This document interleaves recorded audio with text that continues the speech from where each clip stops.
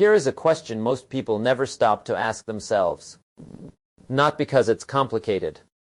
Not because it requires deep thinking.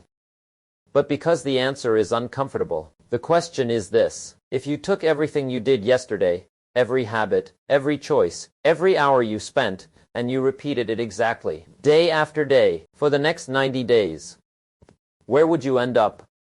Same place you are right now. Maybe slightly worse. And yet, here's what's fascinating. Most people will wake up tomorrow and do exactly that. They will repeat yesterday, and the day before, and the week before that. Not because they're lazy, not because they don't care, but because nobody ever told them that 90 days is all the time they need to become a completely different person. Not a year, not a decade, 90 days. That's what we're going to talk about today. You know what I've noticed after studying human behavior for decades?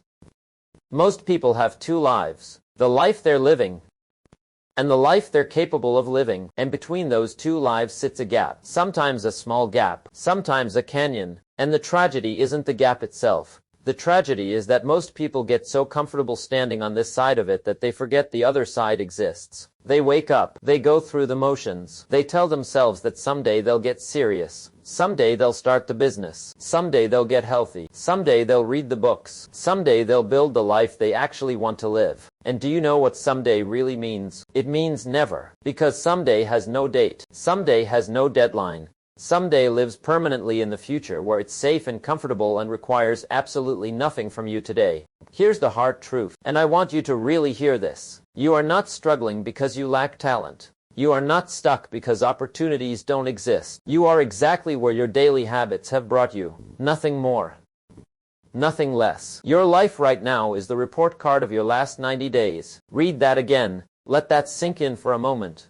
Which means, and this is the part that should excite you, your life 90 days from now will be the report card of what you decide to do starting today. Now, why 90 days? Why not a week? Why not a year? Because a week is too short to see real change. You'll start strong on Monday and talk yourself out of it by Wednesday. Motivation cannot carry you through a week of resistance, not without a system behind it. And a year? A year is too long to stay emotionally connected to a goal. You set a goal in January and by March the urgency is gone. There's always tomorrow. There's always next month. A year gives you too many excuses. But 90 days is different. It's long enough to build habits that become automatic. Long enough to see real visible measurable change in your health, your finances, your relationships, your mind. Long enough to prove to yourself that you are capable of more than you believed. And it's short enough to create urgency. Short enough that you can feel the deadline. Short enough that you can't afford to waste weeks on excuses. Think about this. In 90 days you can read 9 to 12 books. In 90 days you can lose 15 to 25 pounds. In 90 days you can learn a new skill, launch a side project, rebuild your financial habits, transform your mindset completely. 90 days from now is going to arrive whether you use them or waste them. The only question worth asking is, which version of yourself do you want to be standing there?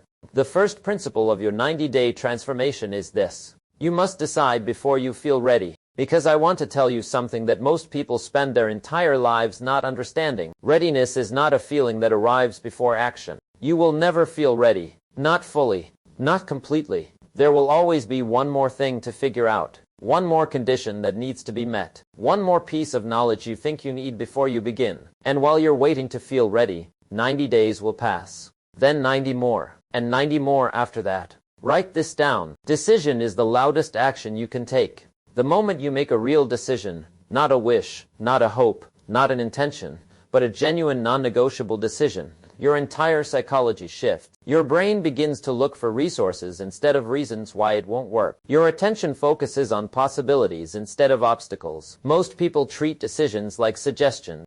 They decide to wake up early and then negotiate with themselves at 6 a.m. They decide to stop eating poorly and then justify one more exception. That is not a decision. That is a preference. And preferences collapse under pressure every single time. Make a decision. A real one. The kind that doesn't require daily renegotiation. Your 90 days begins with that decision. Not with a perfect plan. Not with perfect circumstances. With a decision. The second principle is one that most people completely overlook. And it may be the most important thing I tell you today. Before you set a single goal, you must first decide who you are going to be. Here's why this matters. Your behavior always follows your identity. Always. You do not rise to the level of your goal. You fall to the level of your identity. If you see yourself as someone who struggles with discipline, you will find a way to confirm that belief every single day. Your brain is constantly seeking evidence to prove what it already believes about you. But here's the flip side. If you begin to see yourself as a person who shows up consistently, a person who does what they say they will do, a person who takes their development seriously, your behavior begins to automatically align with that identity. This is not positive thinking. This is neuroscience. So here is what I want you to do. Tonight, before tomorrow begins, write down 3 sentences that describe who you are becoming over the next 90 days. Not what you want to achieve, who you are becoming. I am the kind of person who wakes up early and uses the morning deliberately. I am the kind of person who invests in their mind every single day. I am the kind of person who does the uncomfortable thing first. Read those statements every morning, not as wishes, as facts about your identity. Give your brain a new story to confirm, and watch how quickly your actions begin to follow. The third principle is simple, almost embarrassingly simple, and yet almost nobody does it. Wake up 1 hour earlier than you do right now. Just 1 hour. Over 90 days, that is 90 hours of additional focus time. Think about that for a moment. 90 hours. That is more than 2 full traditional work weeks of extra time that you create simply by shifting when you open your eyes. The morning is yours before the world has demands, before the emails arrive, before the notifications begin, before other people's urgencies become your urgencies. That 1 quiet hour, used consistently, is where your 90-day transformation actually happens. Not in grand sweeping gestures, not in dramatic all-or-nothing week. In that single daily hour where you read, you plan, you build, you invest in yourself before the rest of the world even knows you're awake. Here's what fascinates me. The most successful people I have ever studied, across every field, every industry, every era, almost universally protect their morning. Not because they were told to, because they discovered through experience that the person you are in that first hour sets the tone for every hour that follows. Protect that hour like your future depends on it, because over the next 90 days, it does. The fourth principle will completely reframe the way you think about progress. Stop chasing breakthroughs. Start building compound action. Here's the mistake most people make on a 90-day plan. They come in expecting dramatic transformation in the first 2 weeks, and when they don't see it, they lose momentum. They think the process isn't working. They quit. But transformation does not arrive in 2 weeks. Transformation arrives after 30, 40, 50 consecutive days of small right actions quietly compounding on each other. Think about this. If you improve just 1% every single day, 1% better than yesterday, by day 90 you are not 90% better. You are mathematically over 140% better than when you started. That is the power of compound improvement. And it works in reverse too. If you decline just 1% every day, miss the gym, skip the reading, break the habit, by day 90 you are dramatically worse than when you started. The compound effect does not care about your intentions. It only counts your action. So the question is not, what big thing can I do today? The question is, what small right action can I take today and repeat tomorrow? Read 10 pages. Walk 30 minutes. Write 1 paragraph. Make 1 call you've been avoiding. Save a small amount. 1 right action. Done consistently. For 90 days. That is not a motivational idea. That is a mathematical certainty. The fifth principle is one that nobody talks about, and it may be the single biggest reason most 90-day plans fail. You cannot add new habits to a full life. Most people start a transformation plan by add the workout, add the reading, add the journaling, add the early morning, add the new diet, all at once, in week 1, and by week 2, they're exhausted, overwhelmed, and back to where they started. Here's what I want you to understand. Your time and mental energy are finite. Every hour you currently spend on something low value is an hour stolen from your transformation. Before you add anything to your 90 days, identify 3 things to eliminate. What are you consuming that gives you nothing in return? What conversations are draining your energy without adding value? What habits are you currently maintaining that are actively working against the person you're trying to become?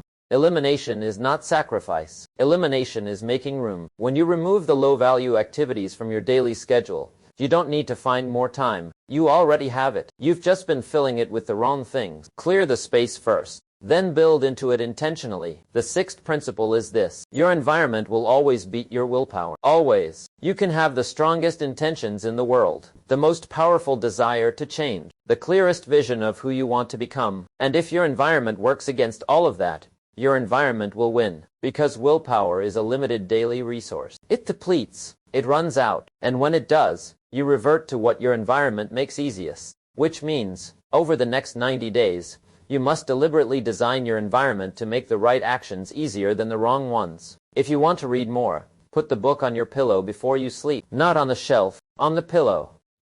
You cannot lie down without picking it up. If you want to eat better, clear the unhealthy food from your home completely. Don't rely on willpower at 10 p.m. when you're tired. Remove the option entirely. If you want to think bigger, spend time around people who are already doing what you want to do. Attend the events. Join the groups. Change who you're having dinner with.